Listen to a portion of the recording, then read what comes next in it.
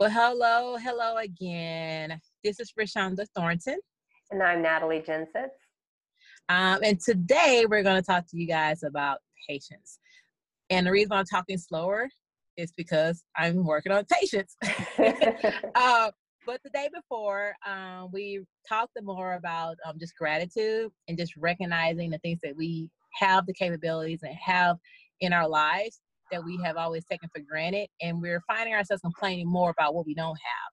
So turning your complaints into thanks is really where we want to start looking at this and be more grateful. So again, as always, take a look at our it was date 8 of our 10-minute talk. And we really have some great information on there that we even just kind of learned about ourselves, but we definitely want to make sure that you guys are in the loop of our conversations because this is some good stuff that it helps that we all can share together during these times.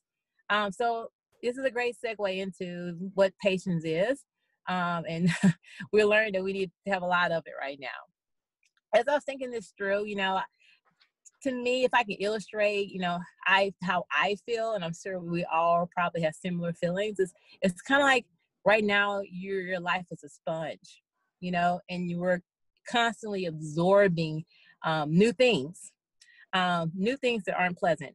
So for example, you're absorbing the fact that, not only our world, but our country are coming under fire when it comes to the crisis and the people that are dying and the people that are getting sick, with the crisis of how that's reflecting in our limitations and not being able to do the normal things that we do.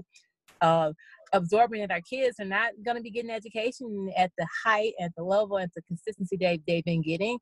Absorbing the fact that, we can't do simple things like go out, to a baseball game and go listen to live music. Absorbing the fact that at some point, we got to think about economics and, how are we going to be able to afford some of these things? So we are just continually absorbing all of this negative, this, not I don't say negative, but life-changing events. So when a sponge absorbs so much, at some point it's going to leak. And that leak can be reflected in frustration, irritation, being irritant. And all of that is just falls in line with you losing. Sometimes we find ourselves losing patience. So you may find that you're snapping more, a little bit more short temper with your spouse, more, smart remarks. You're probably rolling your eyes every time your kids call your name. You just find like other areas that you typically is not a big deal has really kind of gotten under your skin. So the biggest question is you're seeing that there's leaks that's happening from this sponge. And what do you do about it? So that's the thing that I've been struggling with. I hear you, Rashonda. I am not typically a patient person, just in general. So it's definitely been challenging for me to go through the different changes. In fact, when we talked about doing this, I wanted to look up the definition of patience because, I get frustrated about things. I get irritated about things. And I'm like, is this the same as impatient or is it different? So I took a minute to look up the definition of patience. And it is accepting or tolerating delay, suffering, or trouble without getting angry or upset. So I'm thinking, okay, what do I do with that? So guess what? One of my thoughts is to do for this. It involves writing. Are you surprised about that? Big surprise. Yeah. But make a list of things that I feel impatient about, that I do get angry or upset about when they're delayed or challenged. And look at that list and tell myself, can I control this thing? Can I remove it from my daily practices somehow? If it's like too much social media that is making me feel edgy, like I'm not doing enough or whatever, maybe I should remove it. And if it is something I cannot remove, then maybe I practice being patient at it. And instead of doing the eye roll when my kids are asking me something else or saying, mom, mom, mom, mom, and letting out the big sigh, maybe I practice containing that, holding my normal eye contact instead of rolling. And just like it's a muscle memory thing, like working out, the more you practice doing it a better way, the more natural that becomes. And then you're eventually your sponge is going to be a little more resilient and not absorb some of those things that otherwise you are right now. You know, it takes a little practice. And also just being patient, just practicing. What was the other thing I was going to say? It's escaped me now. Well, while you're thinking about it, you can think about it and I can just kind of Okay, yeah. say some of the things I do. So this has really allowed me to just, I say, like say when you, instead of rolling your eyes or just letting it agitate you, just, allow yourself to just kind of be still, take that deep breath, and just allow yourself to start going, letting things flow, stop. We're used to just controlling the timeline. We're used to controlling where everything fits. So we don't have control right now. So allowing, just to let things flow and just be still, and that to me, it will bring your heart rate down. It'll, it'll bring all your, your senses that's caused you to like stand up. It just kind of calms you.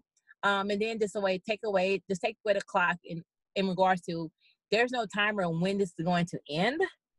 So practice patience, not only for that, but let your patience be practiced now.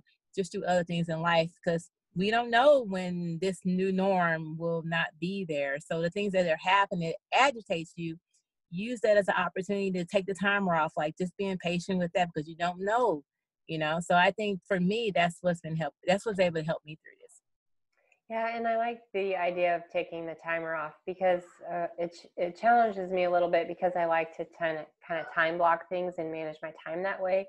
But at the end of the day, I don't have to adhere to that right now. I should be a little more flexible as I get a new norm figured out. And it's just, it kind of helps me to not lean too much onto that, oh, April 30th, we're going to be home free, because that's not a reality yet. And we don't know that that's going to be the case. They might extend it. So I might as well get comfortable, find a new comfort in what we're doing now. And if it ends up being the 30th, then great. But if it's not, then I don't want to set myself up to be angry on April 29th when they change their mind or whatever, Yeah. So, yeah. And you mentioned something about detachment, like not being attached to that certain expectation, because you're setting yourself up for the disappointment if it doesn't come through.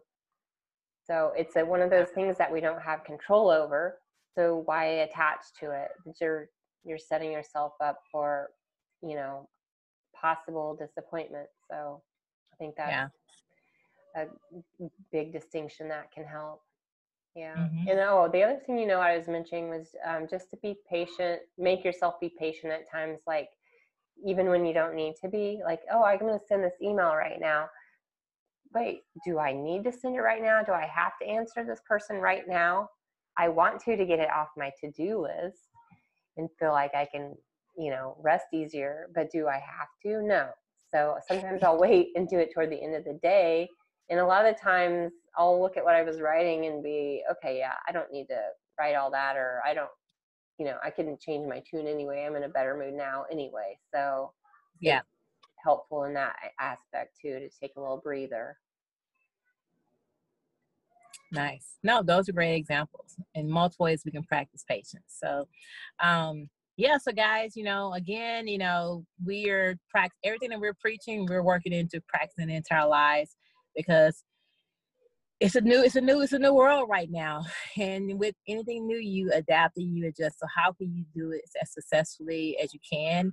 And so when this does come closer to an end, we're still in the same positive mindset. We're still able to just kind of roll right out of it and still be even kiltered and still have keeping a positive energy and keeping ourselves healthy mentally and emotionally. So hope that you guys, some of this resonated to you.